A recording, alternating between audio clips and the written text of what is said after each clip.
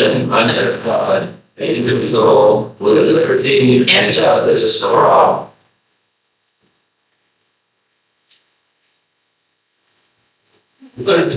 All right, thank you all for being here. You would now join me in the reading of our vision statement, which you can find up there on the wall. Students are learning growing daily with their harmony to survive residential. All right, thank you. Sounds great with a full rating. First item on our agenda are public comments regarding agenda items. So are there any public comments regarding our agenda item? Okay. Being none, we will move on to presentations. First item is celebrations. Dr. Halleck, would you like to start us off? I would like to start off. I don't know if anyone's aware or not, but we had some prize award-winning art students at a recent contest down in Brown County. We had Tyler Durbin. He won $150 from the high school. We also had Sahara Burton, who won $250 in the contest. And we had Emeralda Calhoun. He won $150. So I just thought we should congratulate, recognize, and celebrate our art department and our art students. And there were students from many different high schools here. And we had 3 spots. That's awesome. This is a contest that has taken place for the past 28 years at Brown County in the art gallery. And they've given away so far more than $14,000 in prize money to 23 high school students. So that's my celebration. Thank you. Ms. Sweet. Well, I'd like to celebrate that in about 5 years, there'll be 2 more students coming to Edinburgh. I'm finally going to be a grandma, and 2 of my children are pregnant, so you'll have to come here with me. I'm just thankful for the sunshine and a little bit more weather, like having snow. Yes. We're all grateful for that. I don't have much tonight, except everybody had a great spring break, and it's nice to see everybody here tonight. Yes, it is. Mr. Bowden. There was something there a moment ago and it just left me. Just happy to be here. No, that's old. See? Welcome, everybody in the room. It's, as Ryan said, nice to have a full house, and everybody's back from spring break, and I'm assuming today was a great kickoff and everybody's ready for the last 9 weeks. Warm weather and then basketball season. It's been great watching basketball as much as I have the last wasting all this time in the last days watching the March Madness. So, Laura? Mr. Straw, you got anything to celebrate tonight?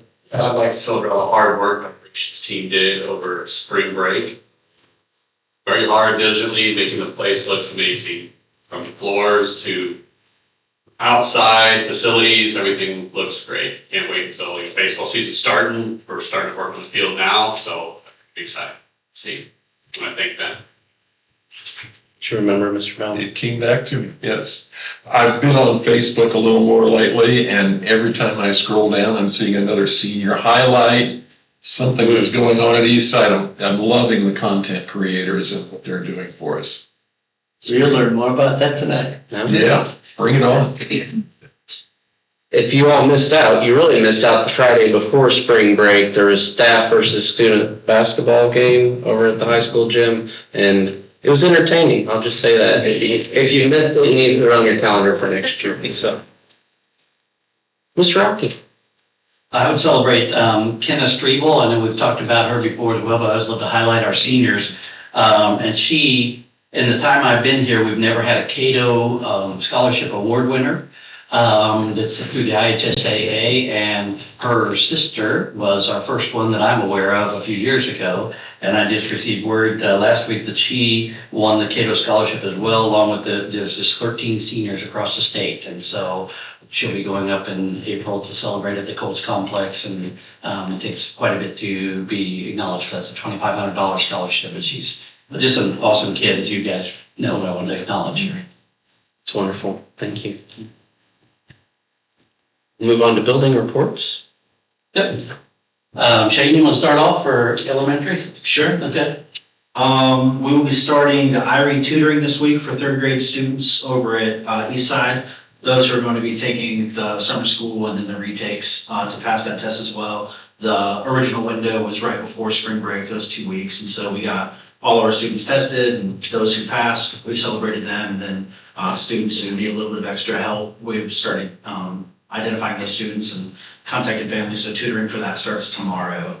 And then our third 9 weeks awards day will be on April 3rd. So yeah, that's what we got over there right now. Great. I'm filling in for Mr. Severe as well at middle school, so I'm told I need to stand up here, so we're gonna do this. Move around a little bit, get out of your way here at the end, so. All right, for the middle school building report, middle school art students will be traveling to Eskenazi Art Museum in Bloomington, and they also stop by the Brown County Museum on the way back, get to see some of their own artwork hanging, which is really cool. The high schoolers did that a few weeks ago. The checkpoint 3 for iLearn is complete and teachers are pleased with students' growth. The COGAT high ability testing is complete for incoming 9th graders. The March Student Month of the middle school is Michael Griffith. I don't think Michael's here today. Mrs. Moore talked about how well he's doing in science and all kinds of cool rock facts that he likes to share with the class.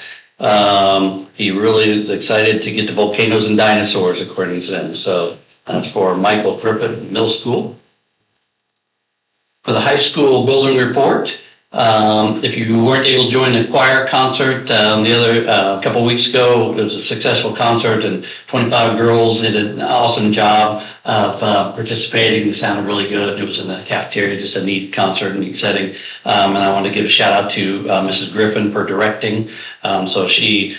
She said, you can correct me, Harmony, she said she gave the girls a choice if they wanted me or her to direct, and they chose her. Is that correct? I didn't want to confirm that.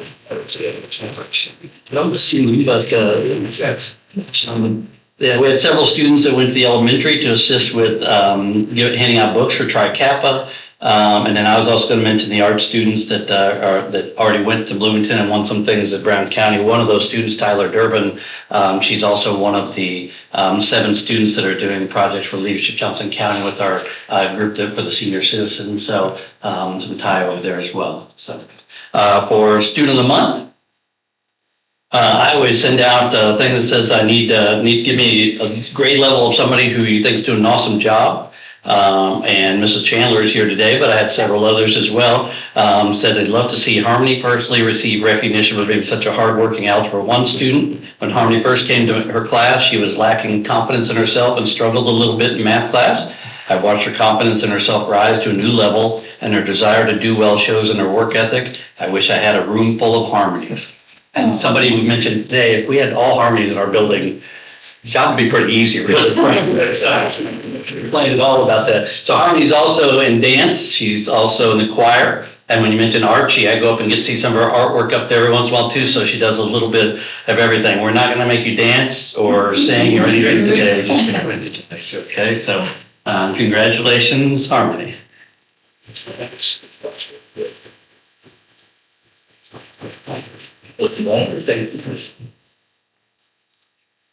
All right, you have Student of the Month as well, Shane? Yes, sir. Gotcha. So over at Eastside, we would like to recognize Brinley Gast. She's here tonight. Brinley is in 1st grade. She works exceptionally hard. She's a math whiz, does really well in really all of her subjects. Every time you see her in the hallway, she's always doing what she's supposed to. She's a very good kid, very well-mannered, very respectful, and she's a great addition to our Lancer family over there at Eastside. So just wanted to recognize her with a certificate and also a tumbler.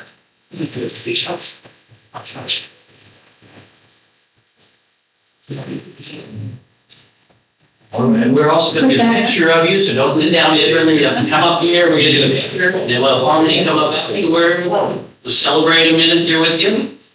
So if you want to head right back there, they'll get your picture. The screen is in the way of the logo. And parent, if you want to come get right here with us. Or the screen. Hold on, give me a couple seconds there. Oh, I could have done that. Oh, you could have. I didn't know it was that. That was good, that button. So I want individual and then I want to do the two girls together and that's. It's a lot, it's. I don't know. Mom never winning this award. She had a mask. Yeah.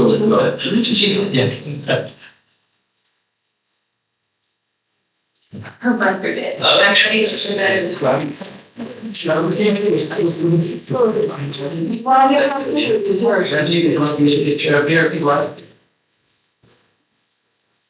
come on, right?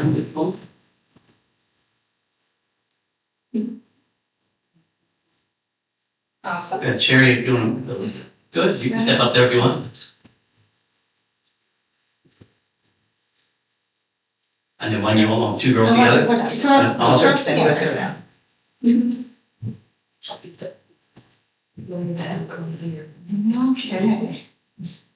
Awesome, thank you. Congratulations. You're welcome to stick around for the meeting, but you don't have to at this time. If you want to sneak out, feel free to do that. That's completely up to you.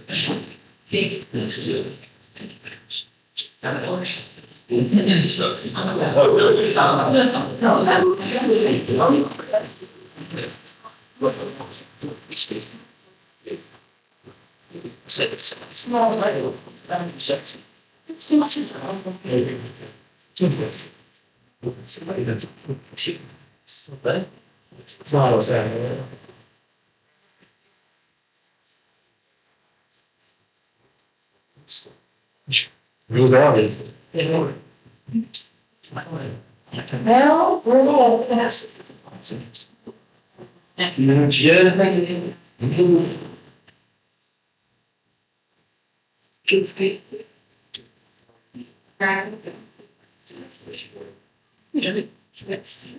Well, that foot ring was going out last day. It's always good during the break. All right, next item is new business. First item in new business is approval of the consent agenda. I move we approve the consent agenda as amended. I'll second. Motion and second. Any discussion? All those in favor, vote by saying aye. Aye. Opposed? Motion carries.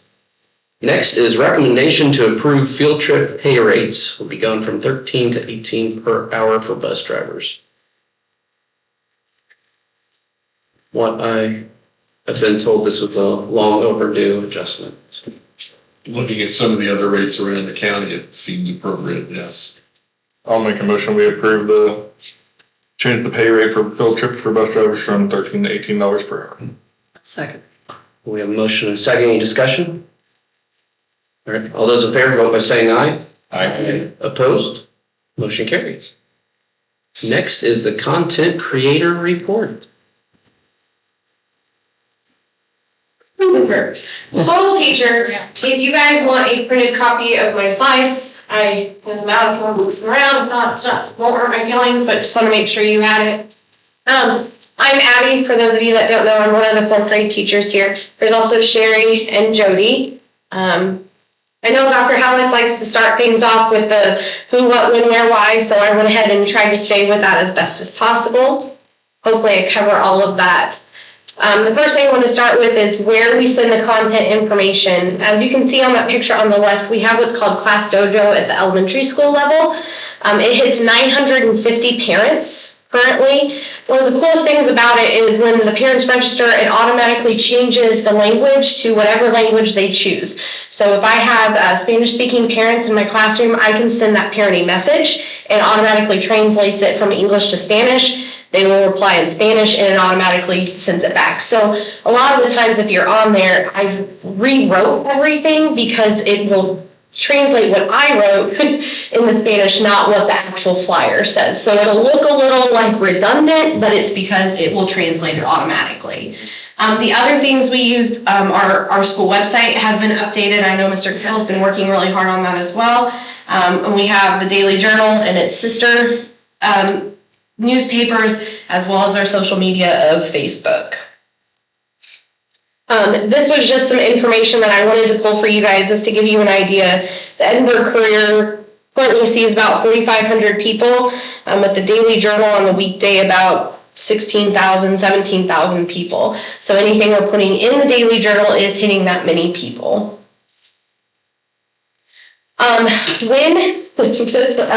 We tried, once a day is our goal, to post stuff on social media. We also try to get one story out per week for the Daily Journal. We've been trying our best to do that. Some of the things Jody's been doing is senior spotlights, and I think you've hit, there's how many seniors? 50, and we've been doing one a day till graduation, so hopefully those will continue to graduation. It's worked really well. We've been trying monthly elementary newsletters. We have the alumni stories also going out, and then we've got some of those quality teacher read-alouds. If you saw the one the night before Christmas, we're working on another one right now, and then any of our student activities we have as well. When we had our meeting in November, Janet Mann came out. These were the things that we had already decided, but just to kind of highlight, we wanted to make sure that we were giving our external perception to match our internal perception. We were working on communication, and a couple of things that she had said was to start with the stories of the students first, and to make people care. Storytelling is the heartbeat of our brand. So hopefully we've been continuing through all of that. To give you an idea, for our newsletters, Mr. Miller, our reading specialist, had purchased some literacy puppets for grades K through 2. And they're really excited, and they got to do all these really cool things, and we got to introduce them each in a newsletter with the kids' pictures, and they could go home and tell the parents all about all of that. And Canva's really good about switching to Spanish. So the one on the top right is in Spanish, and the other two are in English. And those all go with the newsletters.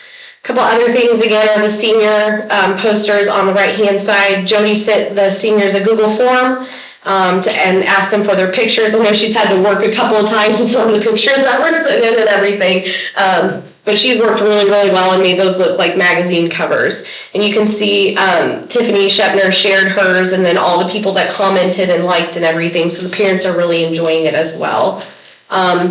And then also the band, and all the comments that the band was congratulating, or the parents were congratulating the parents for, try that again, sorry. The parents were congratulating the kids on what they had accomplished for band, which is kind of neat as well.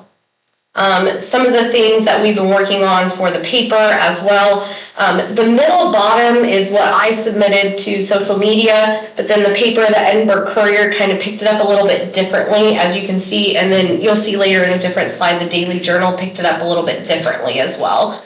But those are the alumni spotlights that we've done so far, and then we also post them to social media, and they're in the little thing at the bottom of the news and announcements of our website. These are the tools that we've been using. They're mostly free versions: CapCut, Google Drive, Canva, and then I've always used Mosho. I pay for mine, it's mine. I've been using it for school as well because I love it. It's how those videos kind of get put together, as well as CapCut. Just some ideas about how social media works. Facebook uses the algorithms to determine how they're going to show more people. It's based on the quality, the engagement, and the consistency. When content is viewed, shared, commented on, or watched for longer periods of time, the platform identifies it as valuable and expands the bubble or the reach to the immediate followers. So as you are commenting, liking, everything, it's reaching more people that way. Over the past 90 days, our district content views have increased by 20%, and the engagement, meaning likes, comments, and shares, has increased 142%. That was one I just got yesterday, that we had 18 new views as of this week. What does quality mean? I kind of put this in there as examples. Obviously, the one on the right kind of catches your eye a little bit more. Those are the things that we're looking for on social media. At the bottom of that, you see kind of that wave. That was one of our highest seen things on Facebook that we've had in a very, very long time. And it just kind of goes to show it's more about the pictures and the less wordiness of everything is what social media is actually looking for. You mean my vacancy notices are? Sorry. No, it's horrible. People are all professional leaders of a child. 11 minutes now. Sad. did attach some videos, we're obviously not going to watch them, but we've done the registration video, the staff versus student game hype, and then the choir concert that we had talked about. I really like the thing on the left. It changes every day, but if you're ever to look up Eastside Elementary, Meta AI will make up its own information based on what we've posted. So back then, when we did the staff rock, paper, scissors game, it talked all about that and what we're known for and providing an engaging learning environment and then some other information as well. But that changes every day on all of our different Facebook platforms. This is me loud and I'm really sorry. Okay. As I mentioned earlier about the 4th grade trip that we took, circled right there, that's how the Daily Journal did it. They didn't accept any of the pictures. And they just kind of sent it in like that. So you never know what you're going to get with all of that stuff. On the right-hand side, that's the example of, and I'm going to go into a little bit more depth detail, but that was when the teachers got together and read the night before Christmas, and we posted that over Christmas break. Facebook let me know that I was getting 33% more views on average, and it also loves to tell me when I'm doing things wrong too. So this is the example. You can see it hit 8,612 people, had 787 engagements. It will even break it down into who viewed it, why they viewed it, for how long they viewed it, if it was actually on their feed, if it was a suggested page, and it will break it down into the reaction types, including a lot more women look at it from Facebook than men. And it's mostly from the United States. You'll see the 1.4. I thought that was really cool because that's actually one of my teacher friends' family. So it is reaching globally, not very much obviously, but that's kind of a really cool thing. Again, this gets a little bit more in depth with everything. This is the performance for Eastside's as of January 22nd to February 18th. Our viewing was up a little bit more than normal. And it even goes into followers and non-followers. And then that part is showing you everything that we've posted thus far and how many people have viewed it. It also told me, I don't know if you guys caught the kindergarten video, the first one I made, it was vertically, and it told me that instead of doing it vertically, it needed to be horizontally, and that you should only carry 100 to 200 characters for your post and attach the links in the comments and not the actual status of it. So it's been a big learning curve, but luckily Facebook and I have been getting along pretty well. And then that kind of breaks it down into who's been seeing it. You can see it's mostly people from Edinburgh, but you've got Columbus, Franklin, Taylorsville, Indianapolis, Nineveh, and so forth on there as well. I did play around with the dance camp thing just to kind of see what Janet Mann was saying. And I posted these about a week apart. The first one for mini camp was just a picture of the t-shirt they were going to get. Got 840 views. I put the picture of my team up there. It got 2,548 views. So the kids are definitely bigger. When we put together this last thing on the right-hand side with the game details, we had quite a few kids from dance camp that were non-Edinburgh students. And Jackie went ahead and tagged the parents, which is huge because then it's going out to their friends and it's going on their feed and all that stuff. So those are the things that you want to see, are all those kids and people tagging other people in it. Blast is what we're doing next. We're still working on the spotlight for the Daily Journal. I know Miss Sherry Sweet has a couple more people coming up. We've got the Lancer by Choice yard signs. I know Bob and I are going to be working on the Lancer Ledger that will be coming out. And again, we're going to make another book. I just haven't put it together yet, but I have all the pieces to it. We're doing the test jitters for when the I Learn Summative Assessed comes. And then just consistency. I know we're kind of playing around with things right now, but the more consistent we get, I think the better off we're going to be. So if you guys can do us a favor and share, click, like, whatever you need to do on all of those social media posts you're seeing, it's going to reach more people that way. And you can kind of see that was from the basketball thing on the left-hand side when we made the video about the teachers geared up, ready to play the staff versus student game. There were a lot of comments, which made that one of our biggest shares thus far on social media. Are there any questions? Great job, Abby. I like your enthusiasm. That's what I'm sure that's teacher.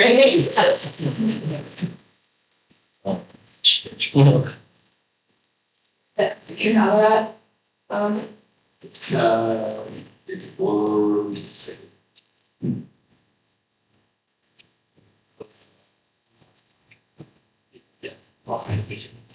Dr. Halleck has taken a lesson you taught me to fish. I'm just seeing if I can do it all by myself. Okay.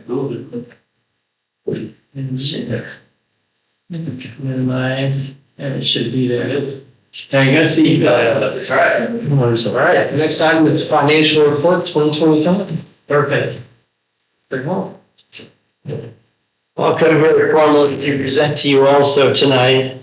This isn't about doom and gloom and all woe is us and that we're in all kinds of trouble. The purpose of tonight's presentation is really to share with the board. You've received paper and information and documents, but it's different when you get to hear it be presented than reading it on paper. It's about how do we stay fiscally responsible and be accountable for the spending of our money and where did our money go in 2025. I think lots of times people question how schools spend their money, where does that money go, and they really don't understand our cash flow, how money comes in, how money goes out. What we've discovered in preparing for this presentation for you, and I like that it's being recorded and lots of people can see this who aren't in the boardroom tonight, because I think it's important for the entire town of Edinburg to know that we're really on a preservation mode of Edinburg Community School Corporation from a financial perspective. Because there are a lot of things that happen in Indianapolis that are decisions made that are legislative that cause heartache and pain for us who are the little districts to try to survive and compete with those that are larger. But with that said, moving on, I wanted to report to you and to the public that our income last year was $7,120,874.64. But I think it's important for the board to know and understand, and the public too, that our expenses exceeded our revenue by $377,084.34. Now, as a superintendent, that's our first red flag. And you'd say, well, maybe that's because we're not budgeting right, we're not preparing right, or what have you. One is our enrollment. You're going to see a slide here. When enrollment drops, income drops. And when budgets are built, they're built on an expected enrollment number. And when that number doesn't show up, we get less revenue. Also, the property tax relief bill in Senate Bill 1 that was passed a year ago gave property taxpayers, homeowners, a relief in their taxes, which then cost us money because it's money we don't receive that they got the benefit of. So don't condemn that. I mean, taxpayers deserve to get a break too, but we need money to operate, and we can't spend be pushing this year. We could if we didn't try to fix what we're doing here. We get to $500,000, then you're at $1 million, and you're only getting $7 million. You see, my job is to keep you out of trouble. So I hope that people pay very close attention to the details that we have here to present tonight. So first of all, our sources of revenue, a lot of people don't really understand where we get our money, but our state support, it's a formula based on our annual daily membership. It's the number of students, and we report that twice a year. We do that in September, and it's been that way in September reporting since, if you want to know, 1849, and we're still reporting it today by law on that third Friday in September. It used to be the third Saturday in the old days. But now they've added in a second calendar, which is in February. So what they're trying to do is to catch the students who have either increased in enrollment and we get more money, or decreased, but the state realizes that second semester never has as many students as it did first semester, so we get penalized in less dollars because we also, generally speaking, lose a student, two or a few, for many different reasons. Then we have the property taxes, which are just simply based on the assessed value of one's property. And that goes to a different fund. The state support money comes to our education fund, property tax dollars for other funds, but you'll see here in a minute, but it's how we help pay for our operations. We have a referendum tax. Now that's a voluntary tax that people in Edinburg voted. The problem is that you're going to learn tonight about having a referendum tax is that now once you have a referendum, you become reliant upon that referendum because as revenues decrease, expenses increase, and you use a referendum to make up those differences, is that you're going to be reliant on that referendum now for a long time to come. So we really need to, that's why for Abby presenting tonight with Jody and Sherry here of having content creators is we need to continue to get the good news out and the good things that are happening, because it would really be a shame to one day that Edinburgh financially can't keep its schools in town. Now, if that were to ever happen, the question would be, where would you go? Would you go to Shelby Southwestern, Flat Rock, Hawk Creek, Bartholomew Consolidated, NHJ, or Franklin? I mean, it's going to be somebody who you border and run around with. And so we're going to, this part of this presentation tonight is really to accentuate the absolute need for us to be supportive of our schools, be supportive of the positives that are taking place. And I think it's important for the public to know that we're spending our money wisely. And if we have a deficit, why we have a deficit isn't because we're really deliberately overspending. It's that you'll see here in a minute how much, for example, utilities cost us and how much they've increased in like the last 5 years. You have license excise tax and commercial vehicle tax. It's a small tax, it's a small dollar amount, but it's an income that I think people should be aware we receive a little bit from. Financial institution tax at 6.5%. Financial institutions in the community, they pay a school tax called the financial institution tax. There's the interest income money. We don't have a lot of money invested, but the little bit that we do invest brings us some income, and that's on the income side. We have state and federal grants, and I've listed a few of them. The school safety, high ability, learning, recovery. You got the Title I, II, III, Title IV money, and then you have your early literacy support, which is going to expire beginning in 2027, so next year. So moving along then, we have basically 4 buckets of money that I'll talk about tonight. You saw the sources, but here are 4 buckets of money. And number 1 is the education fund. And then our operations fund. Debt service, I won't talk about much tonight because that's just revenue in off of property taxes and revenue out. We pay exactly out what we bring in because our bond money and how we build buildings, repair or maintain our facilities when we do additions, renovations, roofs, boilers, blacktop, what have you. All right, and then you have your referendum money, which was the voluntary tax that people had voted for, I believe about 3 years ago or 4. All right, so when you look at the education fund, I think it's important that people understand what comes out of each of these funds. And so I've broken it down into the 4 buckets and the components that come out of each of those. So number 1, in the education fund, it's instructional related. You got to keep that in mind. It's about teachers, their salaries, and other education related staff, and it's the benefits and any supplies. That's all we do. And I have a chart, I'll show you how much that goes to teachers and staff's salaries and benefits. So it doesn't leave much for supplies and other support. Now, our operations fund is for transportation. It's how we pay our utilities. Our administrative salaries come out of that, and technology maintenance. All personnel who have nothing to do with instruction come out of operations. Okay, so that's how the main difference to differentiate between education and operations. Education is everything related to instruction. Operations is everything related to non-instructional expenses. Referendum fund promise was for safety, salaries, and transportation. And I will show you how we have spent our safety money, our salary money, and our transportation money here in a future slide. Our debt service fund is for the payment on bond, principal, and interest. All right, so our primary buckets of money. Remember, in 2025, we received the left-hand dollar amount of that $7 million plus for education, but look at our operations. We only received $855,000. I say only $855,000, but look what we got to pay out of that. Transportation, utilities, administrative salaries, technology, maintenance, and all personnel that have anything to do with anything and everything other than what? Instruction. So $855,000 doesn't go very far. So the legislature did allow us through law the opportunity to transfer, but not more than 15% of your education money over to operations money. Okay, so in doing that and being allowed, we transferred about 14.7% money from education to operations. So you see, I subtracted $1,061,650 from the education,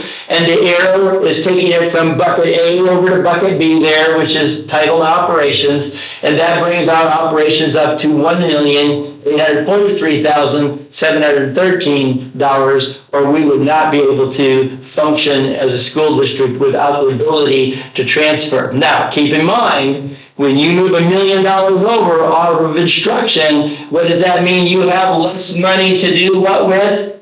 In the classrooms. So you're going to see some adjustments that I felt necessary to make to, again, defend and protect the financial integrity of the school district. So in the instruction, those are very small. I wish I made those larger, showed up bigger, but I'll read those to you. The big blue piece of the pie is labeled salaries and benefits. And remember, salary and benefits for who? All teachers and instructionally related personnel. And that's 79%. 79% of $6,059,000. So practically 80% of our money that we get, that leaves us 20% to pay for the purple to the left there, the top center. That purple is for miscellaneous expenses, and that was just 2% of our income. General supplies is 4%, professional services is 1%, and transfer to operations was the 14 or 14+%. That's it. I mean, that's how we spend. Pretty simple. $6 million. It's not very complicated, and it's not rocket science, is it? It's all about people. It's about what's going on in the classroom with kids every day. Now, you go to the next slide here, and the education fund is, remember I told you in the early slide, was based a lot on student enrollment, right? So the more kids we have, the more money we get. Well, I wanted to make a slide to demonstrate to you, the board, and to the public that our enrollment in 2014-15, we had 918 students enrolled in Edinburg Community School Corporation.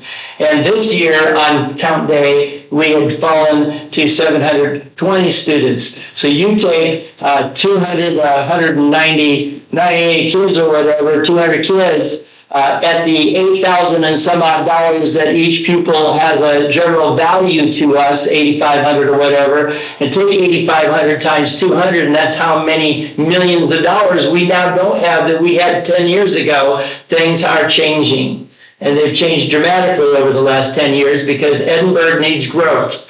And I don't know how we collaborate with other community people and leaders, but we need to figure a way to grow Edinburg. And we, the schools, through content creators, are trying to get the word out for 3 primary reasons. 1, if you're thinking of leaving, don't leave, because here's the good things we're telling you about are going on. 2, if you have left, look at the good things you're missing out on by not coming back to Edinburg. That's our messaging that we're after. And thirdly, what we're after is if you are attending a school district other than Edinburg Community Schools, but you live and you don't live here, why you would want to come here to our school. So what we're trying to do in summary, keep the kids we have, attract children who have left to come back, and attract children who've never thought about coming here to come because we got good things going on. And that's why it's important. I know that some people would say, what, you're paying a content creator $1,000, we pay Sherry $1,000, we pay Abby $1,000. There's no secrets about how we spend our money. I'm very open about it and transparent. And we pay Jody and Abby, they each get $1,000. For $3,000 for a semester, we're getting a boatload of communication out there. And Abby presented tonight, and thank you, Abby, for that wonderful detailed information about who's reading our stuff. What I'd like to know is that we could track how many people outside our district are jumping on and the information is being passed outside the district to get our good news and good stories. But we need kids. That's our problem. It's not that we're overspending, actually, but we're going to definitely be tightening our belts a little bit to make sure in 2026 we've fixed the deficit we had in 2025, so we're back to money in, money out, and that's my job, and that's why I'm presenting to you this tonight, because it takes everybody to be a part of this. Next is in your non-instructional bucket, which is your operations, right? Everything that's other than for teachers and some instructional assistants and support staff in the classroom is the big part of the pie there, the big blue on the right. That's salaries and benefits. That's 50%. 50% of what? When you come back here, 50% of $1,843,713 is now going back into where salaries and benefits of the media people, the technology people, your administrators, your custodians, your secretaries, everybody who supports the instruction, right, is paid out of salaries and benefits. Board salary comes out of this particular fund. Then you look at the top pie there, the darker blue, it looks black to you, is insurance. 2% of our revenue out of the operations fund, 5% goes to insurance. And that's insurance for your liability, your fire, your boilers. It's if somebody gets hurt on grounds, et cetera. We have 5% we spend on miscellaneous things. Supply, you know what the miscellaneous are, you see them in your claims every month. The different things we might buy, it could be anything other than supplies or additional supplies. But supplies, we spend 8%, that's toilet paper, soap, paper towel, salt for sidewalks, etc. Maintenance of the buildings is 4%, and our utilities, 18%, and could be pushing 20% of our operations fund. That's the scary part, right? Is that we never know how to judge what the increase is going to be on inflation in any and many of these things. So that $1 million plus $1,800,000 goes pretty fast, even in a small district like ours.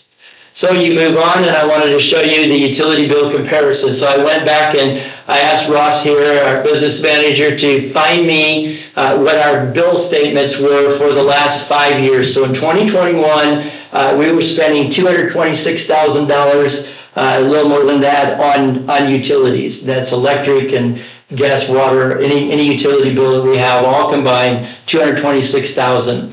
Now, we as you watch that stair step up, this year we've been told because I always warn you and tell you what your rates are going to be, we're at a good estimate. We pretty much can live with, we have to live with it, is $358,000. So look, in 2, 4, 5 years from 2021, the next 5 years, we went from $226,000 to $358,000 just in utility bills. 64% increase, 9.5% a year. That's a math teacher for you. Yeah, that's a math teacher. Yeah. But I think I'm just using this as one example of how things in comparison, because it's easy to show you a chart like this and to show you a chart like the one I did on student enrollment, data doesn't lie, those are the facts, those are the real numbers right out of the books. So now we talk about fiscal responsibility, and I didn't take a lot of heat. There seemed to be some pretty good understanding, and I'll have to commend the teachers at Eastside, because not one teacher wrote me or complained. They may have complained amongst themselves, but they never called it to my attention. But when I had discovered that we had a problem of overspending, I knew that we had an automatic fix at the change of semester here at the end of the 2025 calendar year. What I mean by that is that Jason had informed me that he had some teachers leaving and we were moving some people around, etc., and that I had a chance through attrition to not fill some positions. So I don't know if I was going to see if I could enlarge that slide. That's a really important slide for you to see. I'm going to do it a different way. I'm going to do this, and then I'm going to do see if that won't work either. Sometimes when you pinch it, it'll get bigger for you. Do Command plus, that's not going to do it. All right, so sorry. I wanted to make it bigger because I wanted to read you the numbers of class size here. I get my mouse back there. Zoom here. Might. Oh, there you go. Watson. That's why you're the new business manager. All right. Bob should have taught me that. All right, what I wanted to show you is that I think it's important that I can't believe that anyone would think that I was not being fiscally responsible by what I did, but we can't live with 12 and 11 students in kindergarten for eternity. Those are really great class sizes, and yes, that'd be a great reason to come to Edinburgh schools, but you know, it's what kind of car do you drive? Do you drive a car that you can afford that's of this model, or you drive a car that you can't afford that's this model? And we were driving the Ford, the car we couldn't afford, right? When you have 11 and 12 kids in a class. So when a kindergarten teacher went on maternity leave, I just told Jason it would be a perfect opportunity to consolidate those classes, and there's nothing wrong in the United States of America to have a class size of 22 and 22 in kindergarten. Those are good, reasonable class sizes. In fact, there are people in other districts around us who would love to be able to say that their kindergarten classes were 20 and 22.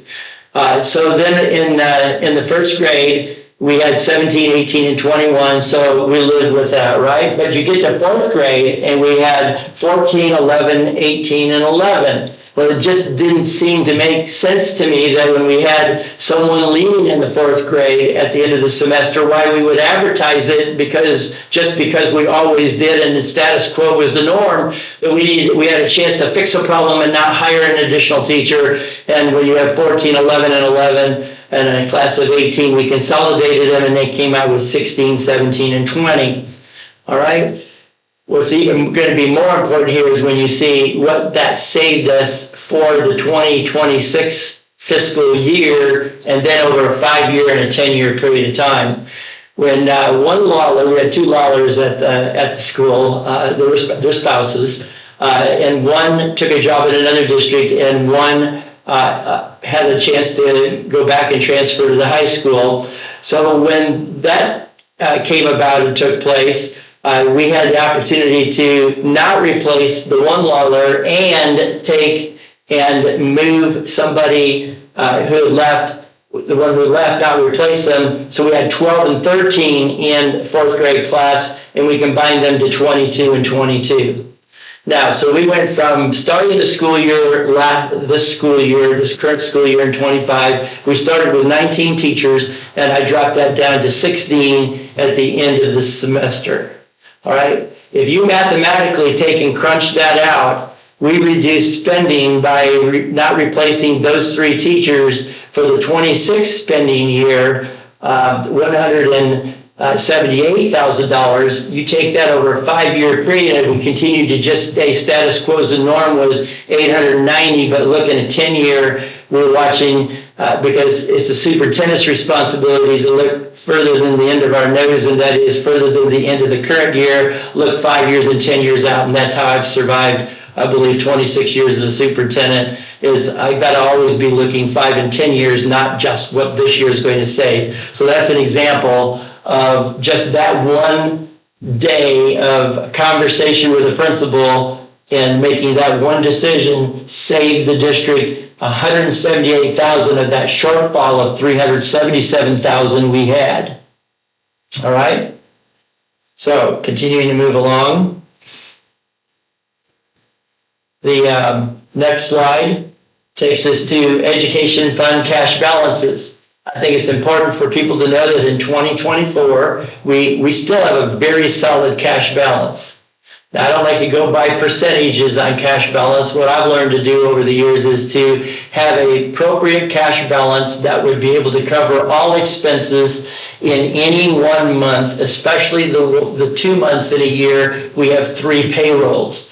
Because one of the things my mentors taught me a long time ago was never let your district get into a position where you have to go to the bank and sit across the desk from a banker and ask for a short-term loan to do what? Make payroll. So you have to have a cash balance. So people say, wow, you got that $2 million sounds like a lot of money. It's not a lot of money when you see how much we spend in a month, and especially a month with 3 payrolls coming out of the education fund. So we had a cash balance of $2,577,000 in 24. And then in 25, we closed the books last year with $2,200,000. And this year we're looking at a cash balance of $1,878,000. And remember, there's a lot of variables that go in there into what our income is versus what our revenue and expenses are that are fixed that we have to pay. And my job is to protect that 1.87 million, and we're working on doing that, and there'll still be adjustments to come. I'm sure that there'll be some people who are unhappy with some discussions we're going to have, but Do you want to have a school district and one that's fiscally stable and sound, or do we want to have overspend our means? So I'm going to try to keep you spending within your means. Well, the referendum money annually, we had expected that we would spend of the referendum money on an average of $742,000 a year is what it was generating. We've been putting away 1/8 of that money as a reserve. We've not been spending it. And I think it's good for the public to know we haven't spent it, because when we go to our next referendum, if it fails, what happens is we're good and solid for one additional year. So we're good for 9 years on a referendum instead of 8. And it's legal to do, and it's appropriate, and it will always be spent for the reasons that we talked about. That would be safety, transportation, and the attraction and retention of good staff, right? That's what you sold the referendum for, and that's exactly what we spend it on. So our referendum renewal is in 2030. A discussion that we'll have one day is you have the opportunity now by law to go in 2028. If it fails in 2028, you still get one more shot at 2030. Doesn't mean you collect the money in 2028. You get it approved, the money sits and rests, you don't collect any money, just the approval has been given, and then in 2030, you don't lose a beat, and the district continues to live on.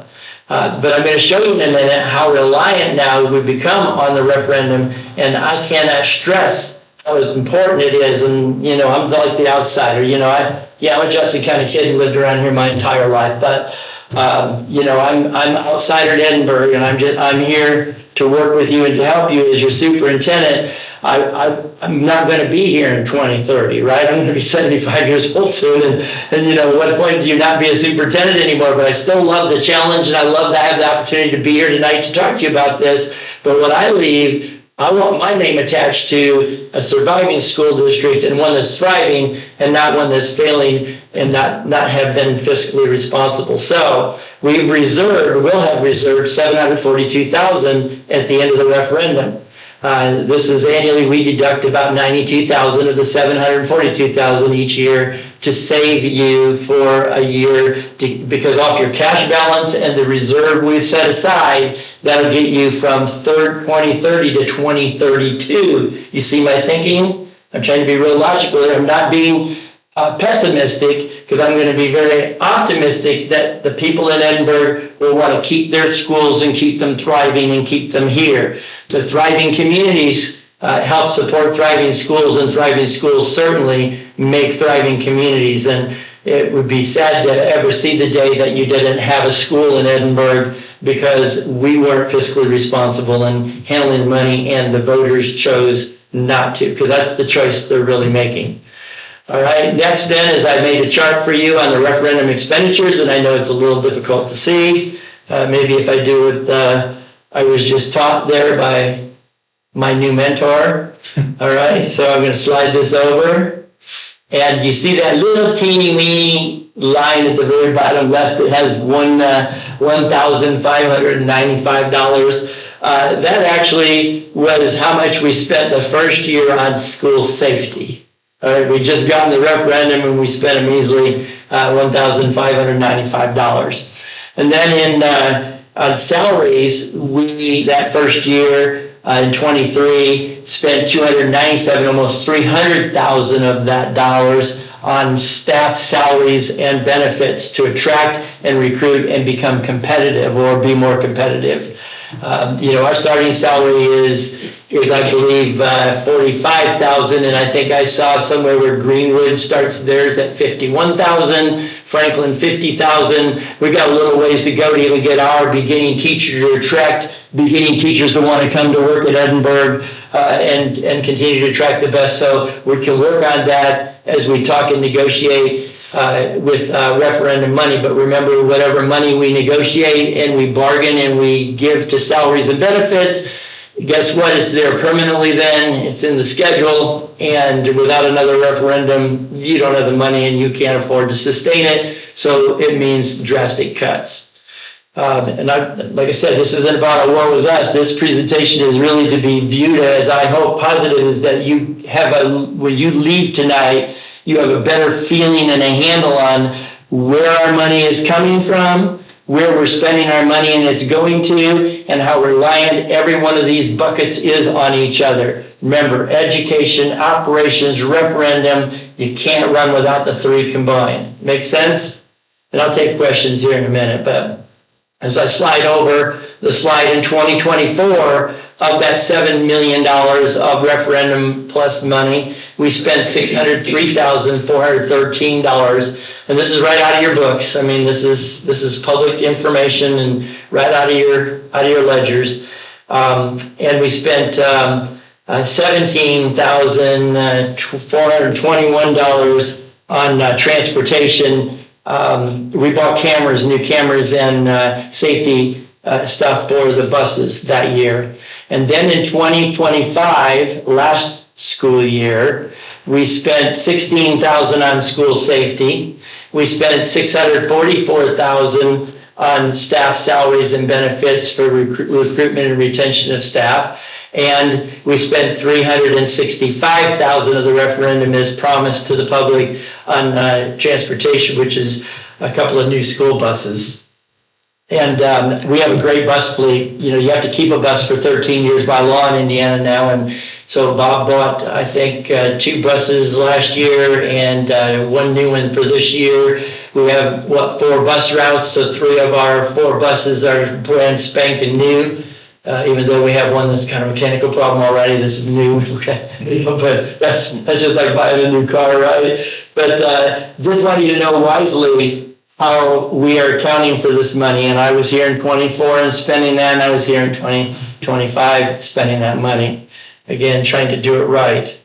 So we get down here, and my last slide is just simply this, that how we rely on the referendum is, 1, we rely on the referendum for school safety, as I just shared. We rely on transportation. We rely on it for salaries, for staff retention. That referendum protects the education and operation funds, because you can see what we've done out of referendum to pay staff and give them raises and attract staff and have teachers.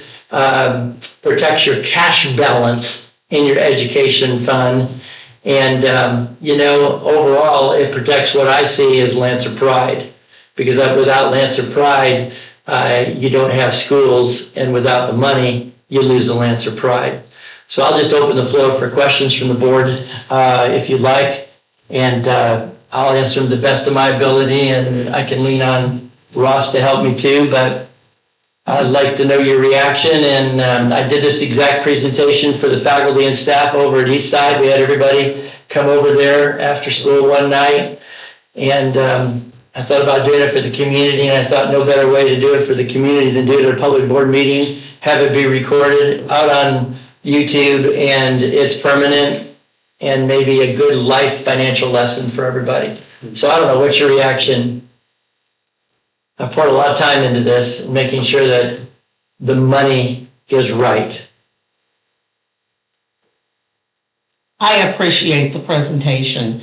I know I've seen bits and pieces, and it just sums up, number 1, being responsible with the referendum dollars, being able to relate to the community, for the community to know if they voted for the referendum, their money is being spent for what we went forth and sold the referendum to be. Yeah, well, I appreciate you saying that. Thank you, Kathy. And one of the things that probably the public doesn't understand, and even some teachers don't really realize, but we're only allowed by law to negotiate new dollars.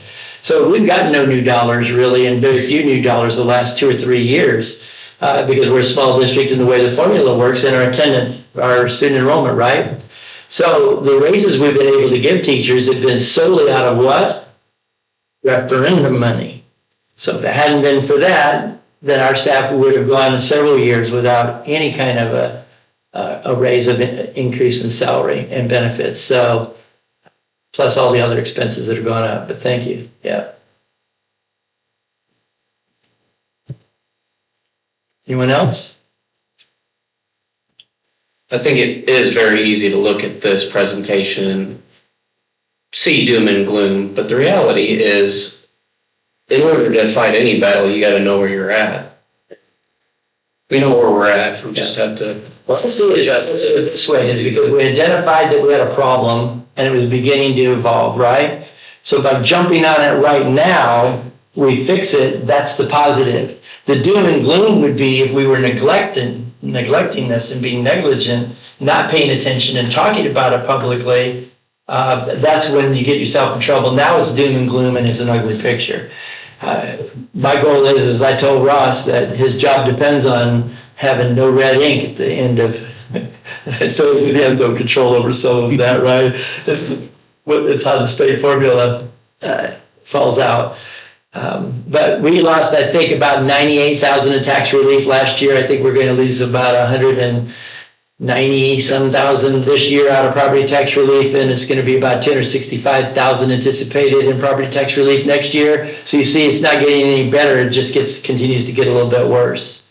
And I don't know those numbers exact. I'm speaking round numbers, Ross. So don't attack me tomorrow by saying I'm wrong. But I think I'm pretty close because all we do is talk money. I mean, we're paying attention every day about who we hire, why we hire, what positions do we need, and how we're spending it.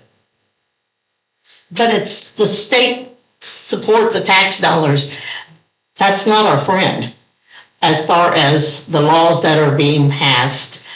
And, again, it's all about the numbers. It's the student numbers that's going to keep us alive to bring us in that state funding. Yeah, and I hope I explained the cash balance well enough too, so that you understand. See, you can't use cash balance for raises.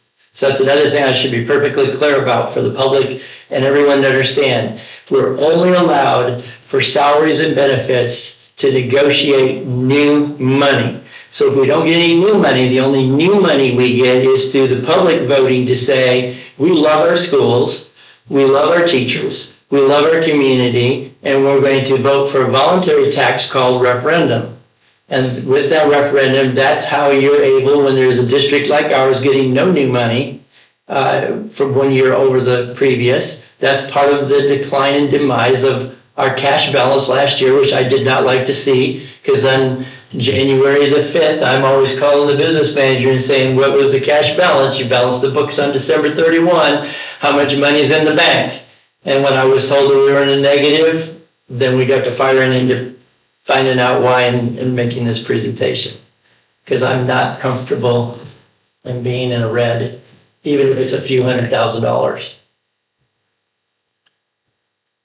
Even a few $100,000. Yeah, well, when you're talking millions, some schools that are talking cutting millions of dollars out of their budgets, and we here at Edinburgh are talking about cutting another 170,000 roughly. If we cut another 170,000 by being wise here and protecting what we do, and we don't overspend, guess what? We're going to be right back in the black ink. And that's my goal. That's why I'm glad I'm sticking around to help you another year, because I want to see 2026 on December 31 be black ink again, right? Then I can leave and you can get somebody else.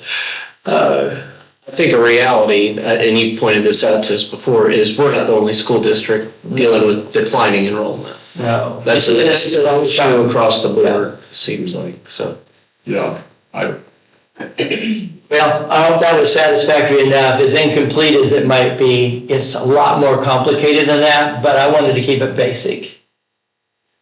Feel free to ask questions if you want to get in the weeds with me. Just feel free to reach out and have that discussion with me, and I can always provide more details about this. So, okay.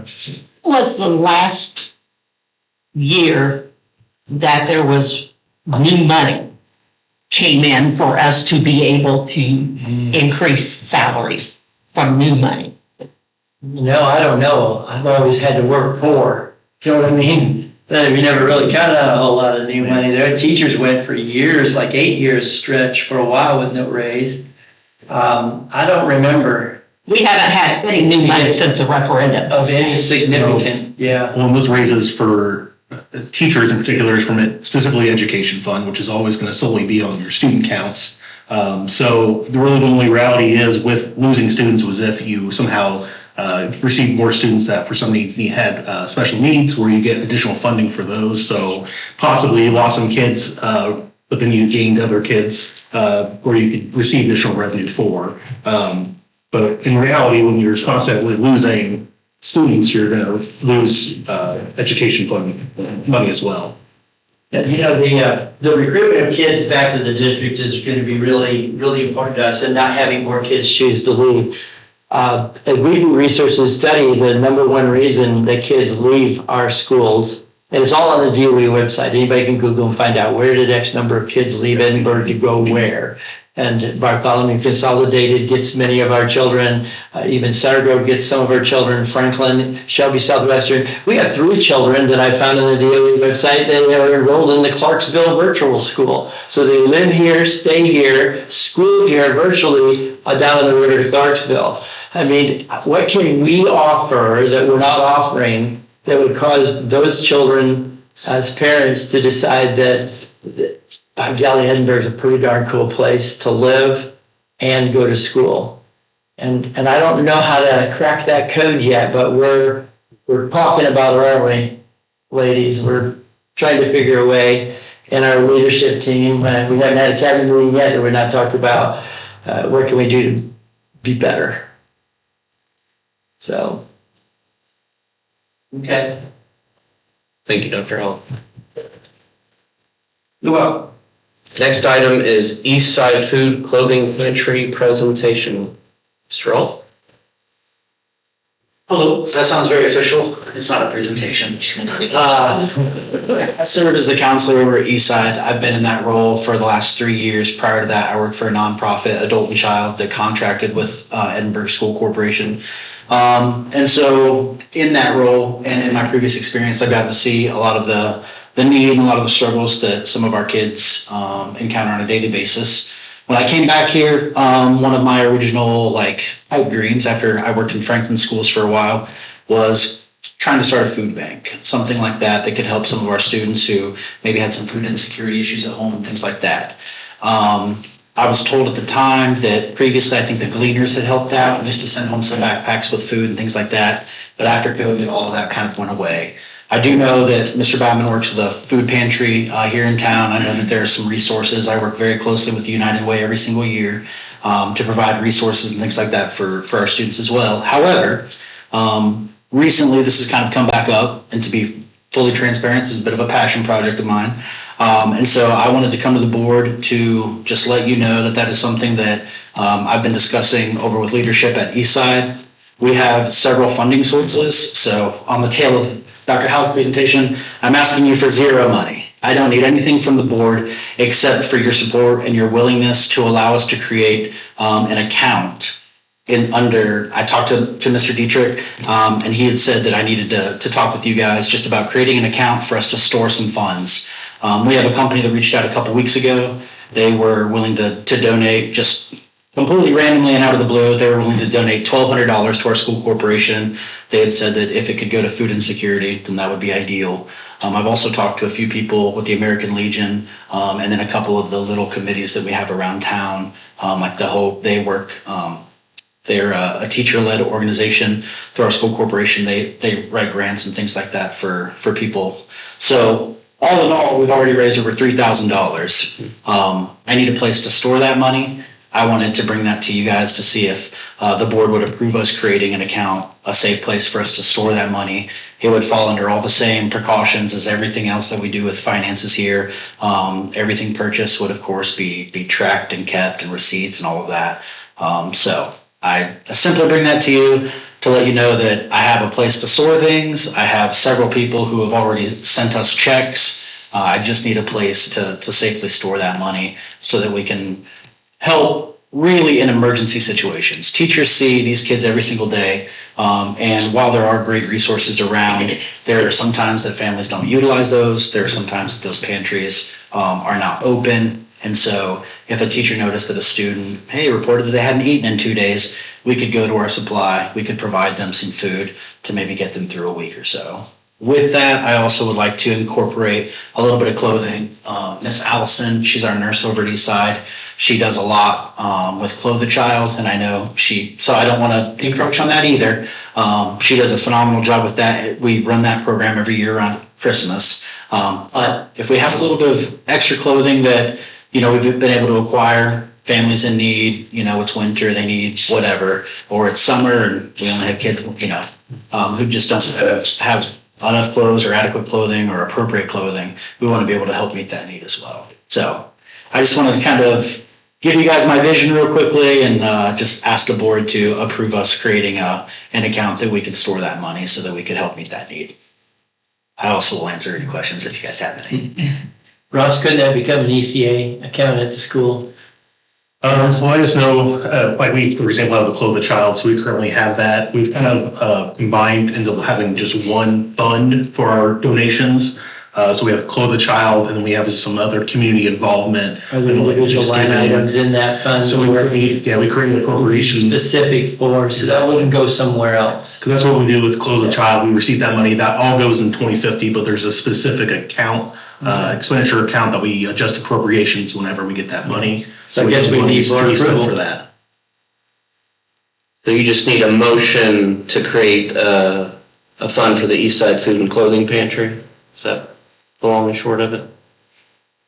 Well, Or allowed to use that fund for? I mean, yeah, it's to allow us to handle those funds, because once we we'll officially receive that money, so we'll start having records from our end. So I know you mentioned wanting to have records of that, but that'll be required for us when we handle the money. That any checks that go out, any money that comes in, we'll have official documentations of that. And I think part of it was discussing not only the financial side of it, but just making sure that we approved of doing this as a whole anyway. So, but yeah, I think officially we'd want to have approval for spending that money from our donations account and creating appropriations for that.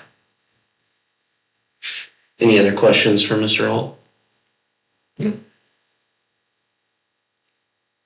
I'll entertain a motion.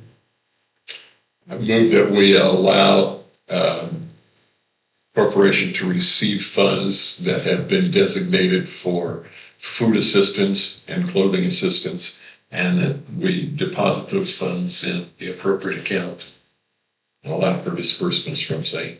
Does that work? Yeah, so that would go into our checking account is where that money will go in with all our other donations. All right, there's a motion. Do I have a second? Second. Motion is second. Any other discussion? Okay, all those in favor, vote by saying aye. Aye. Opposed? Motion carries. Thank you for recognizing that need. Yes, thank you.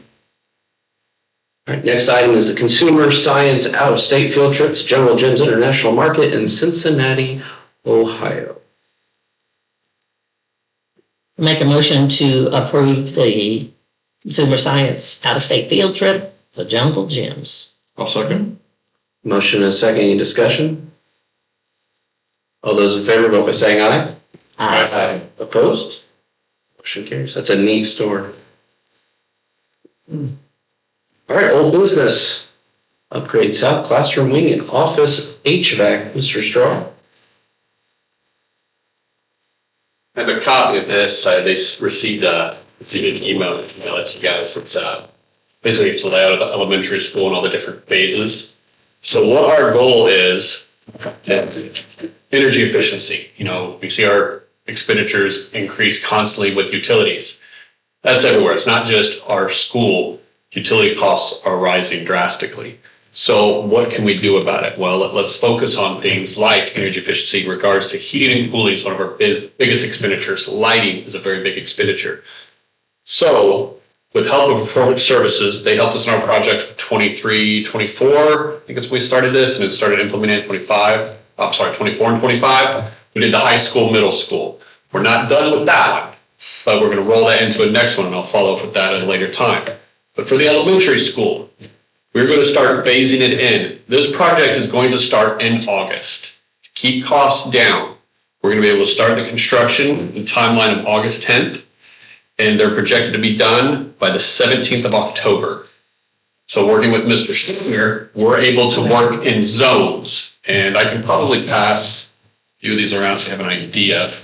I'm passing some of those down. I may have to share a couple so it makes more sense when you look at it, and I apologize. But we're in zones starting with the kindergarten classrooms. We're going to put in new HVAC and new lighting, occupancy sensors, new acoustical panels to help retain heat. So just like the high school, middle school, they're gonna have, like residential units will have be ducted and balanced throughout the classroom. Right now, the standard is they have the vent there by the window, and then it tries to condition the room completely on the other side of the classroom. Well, that kid sitting there could be freezing, could be burning up. Teacher way over the other side, she's hot, he's cold, they're constantly turning thermostat up and down, very inefficient. Like the high school, everything will be balanced. So we're doing the phases at elementary, starting with kindergarten, 4 classrooms. Then when that phase is done, we're gonna relocate teachers. We'll have the availability with the empty classrooms this summer, moving those around. So it's a lot of juggling teachers around, but it'll work out great because the big cost savings, and schools do this all the time to save money doing it during school. Is it ideal for disruption of the academics? No, but they've promised that this is what they do. They keep everything as quiet as possible. Some of the stuff will be loud in the evening, and during the day, it's just replacing acoustical tiles, things like that, lighting, electrical, things that are low noise. The nice thing about the phases is that kindergarten, complete other side of the classroom, and then when they move their way through for 1 and 2, they're getting close, but they're gonna work accordingly in regards to noise levels on how they're going to do what, so it's not disrupting. Then the second phase of this we'll be talking about will be next year. That can be done during the summer. Because if we get the ball rolling sooner with our bond, we can get the bids in sooner than later, and we can start this project in the summer, not disrupting any of the classrooms, and finish 4th and 5th grade out. The reason we had to, one reason other than cost savings, contractors did not want to double book over the summer because they were already full. So they would have to do overtime to work at Edinburgh schools, and we cannot pay double time. So since we've already approved our bonds and projects moving forward, I'll have a presentation for the next phase. We'll be able to start the pre-bid process in fall and get the contractors' bids in and be able to plan it for the summer. Any questions? It's all focused around energy efficiency with LED lighting and balanced classroom efficiency. So you're gonna get that 368,000 for utilities down to? My goal is to 367. Okay. Every $1,000. Seems like we've been doing project after project to cut down on utility costs. Yeah. And it's still there. I know. It would be shocking if we hadn't done any of that over the last 10, 15 Well, years. they're just finishing up the LED lighting at the high school in the main hallways. We'll get this into LED, these fluorescent bulbs, but this is a small room and small space, and the lights are off most every day unless there's a meeting in here. Right. This will be last, but Yep. we get everything LED, and that'll be a huge savings. Yeah, And it we're is. almost there. It's crazy how, for example, I've noticed the breezeway. To replace the lights in the breezeway are these antiquated YouTube fluorescent bulbs that are $32 a piece, and each one of those lights take 2, not including the ballast. So that's 65 watts plus the 18 watts, and then you multiply that in horrible math, you can figure that one out. But I went online, found a complete LED replacement for $26. It's a no-brainer. Absolutely. So the guy, I talked to the guys, I'm like, got a project for you. They got all glossy, but they loved replacing. And you can pick them up with the finger and. Oh, my goodness. And the old ones, it Right. takes two hands, Yeah. even try to pick up. Yeah. So The old ones are real heavy. the upfront cost, but the savings is absolutely.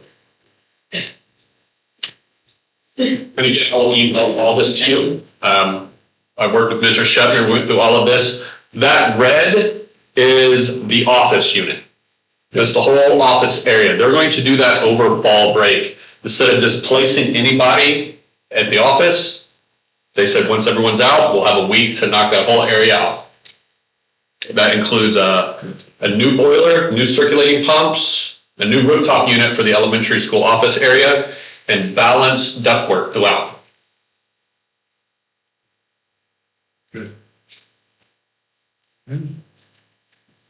Sounds good. Thank you, Bob. Thank you guys. Thanks, Bob. All right, we'll move on to superintendent items. Yeah, the highlights, of course, that I'd like to report are, of course, the winners in the art.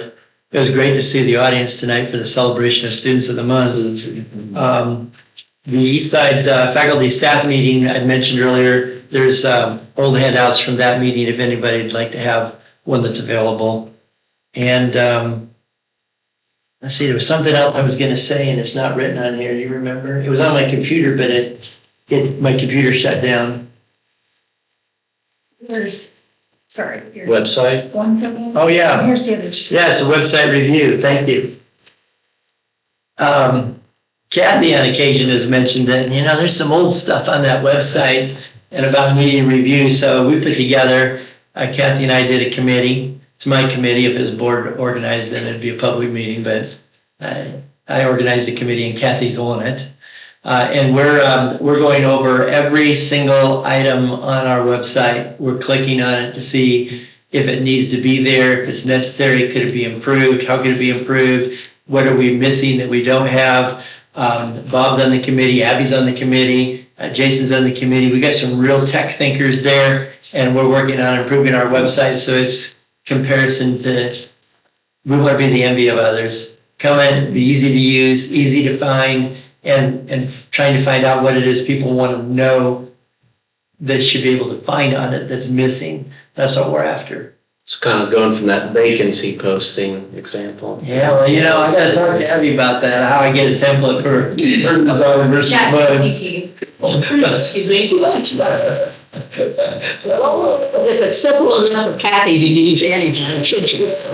We're gonna figure it out. Yeah, we should have a classy vacancy notice. All right, that's it for me. All right. Any other additional items? All right, any public comments? Being none, we'll